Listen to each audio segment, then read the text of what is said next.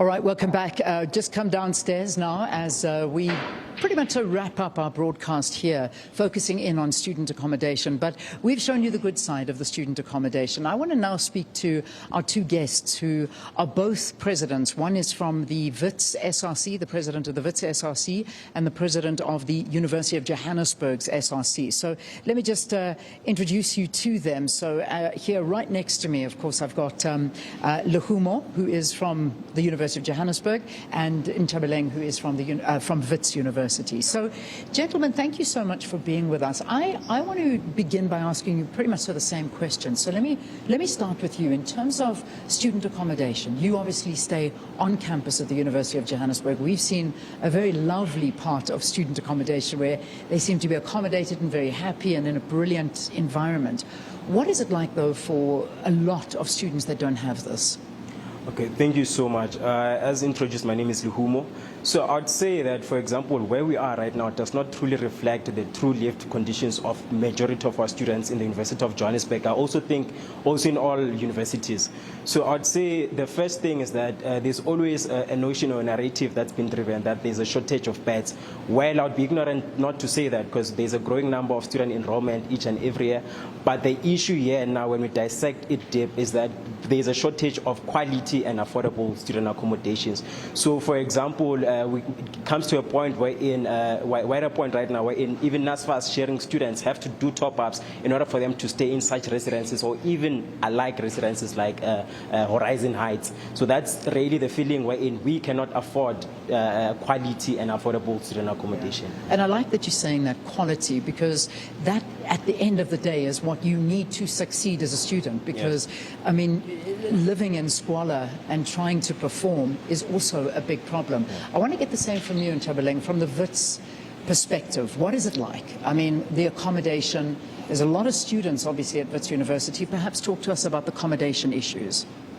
Okay, I think the notion that we necessarily do not have a shortage of beds is also a fallacy. I mean, for example, the internal residences of Wits University accommodate, I think, about 6,000 students, and then we have more than 40,000 registered students. But I also want us to understand the current accommodation crisis within its own correct historical context. In as much as the post-apartheid government extended access to education, but there was no extension, or rather the same extension courtesy was not extended to the question of student residence infrastructure. So when it comes to Wits, you have some tiny number of external accommodation which are of higher quality.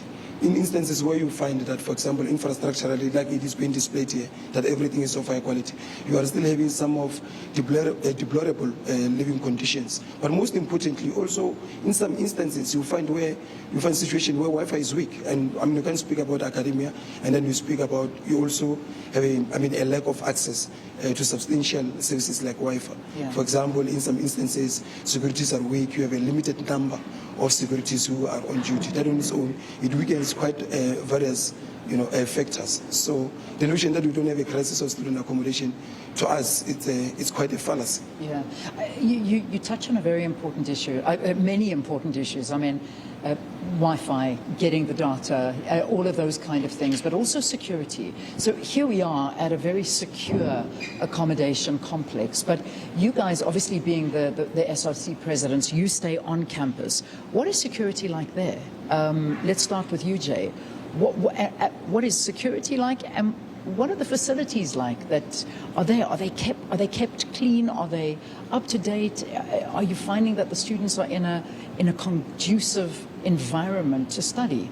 What is it like? Talk us through it. Thank you. So in terms of security, and when you live on campus, automatically you are guaranteed security, because from the time when you enter the gates of the university, there's protection services, for example, which is our security on campus. And then even when you go to residences individually, they also have security personnel there.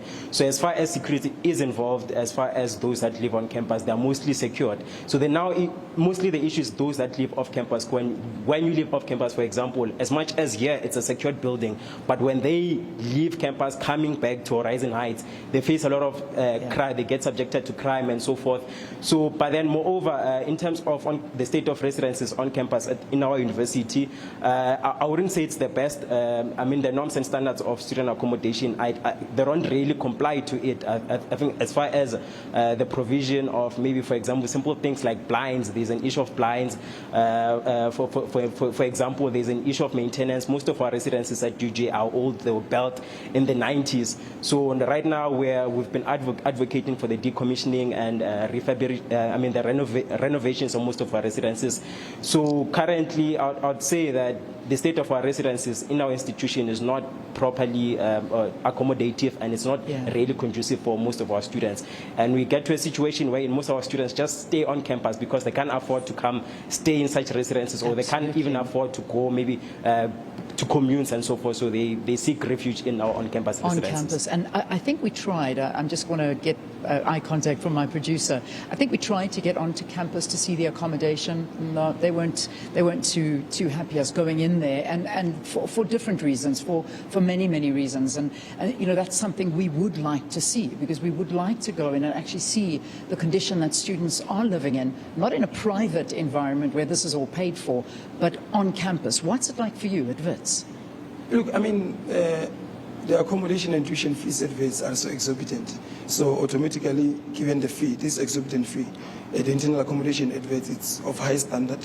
I mean, for example, one at Wits who stays at Wits Junction or International House, they pay approximately 120,000, if not more.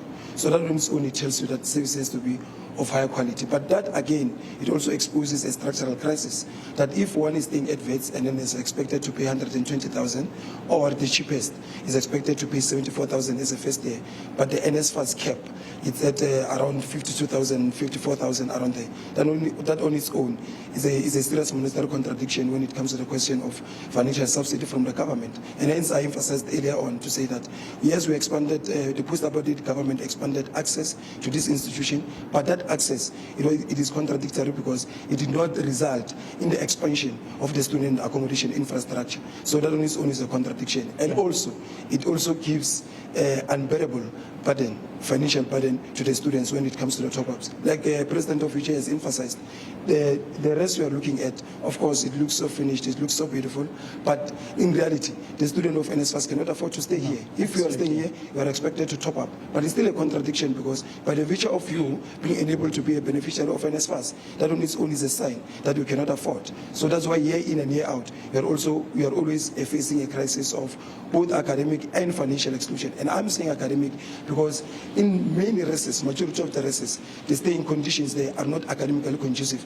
for students to stay there. That's why I emphasize the question of Wi-Fi. You find that the Wi-Fi is weak, or Wi-Fi is restricted to access a certain websites, which deals with one's academic commitments. Yeah, and these are issues that students need. We need to take such an in-depth look into all of this. I mean, I think we've just touched the surface, but it's been good speaking to both of you. But I give you both not even 30 seconds, just one last point. What is the most pressing issue facing students today? Okay, so the most pressing issue that's facing students right now, I'd say it's financial exclusion. Okay. For many of our students, we just come from our registrations in all institutions, and we found that they are academically deserving students, but then they're facing financial blocks. Others are financially deserving to be on NSFAS, but due to the maladministration that NSFAS is facing, you find that there's delayed responses as far as confirmed funding for those students. And subsequently, you find it as an instance wherein a second year or third year student is no longer able to come back to the institution. And so far, what we've been trying as the SRC, UJ SRC, is that even last week we tried to launch the Employer to the SRC Legacy Fund, which is seeking to cure the issue of financial exclusion. Okay. And then we tried in our negotiations during registration to drop AUD percentage from 50% to 20%. Okay. So the most biggest issue is financial exclusion. Financial exclusion. Would you say the same issue? Financial exclusion? Well, I think the issues we are confronted with are threefold. It's both academic, financial, and accommodation. accommodation. And But of accommodation. course, the question of financial exclusions is at the center of all the contradictions students are confronted with. To both of you, I thank you so much for your time, from both Wits and UJ. These are both the presidents of the SRCs talking to us about the major issues that are facing students, and financial exclusion seems to be the worst. Imagine studying for 2 years and then, of course, having to drop out, or even after 3 years having to drop out because your funds and your fees are not being paid. And this is the reality and the lived reality of so many students at universities. We leave it here for now. It's not the end of the conversation. We will continue it, but for now, for this morning, broadcasting from this facility that has been built for students, we say goodbye, and we'll be back in studio tomorrow, and hopefully NSFAS is who we'll be talking to.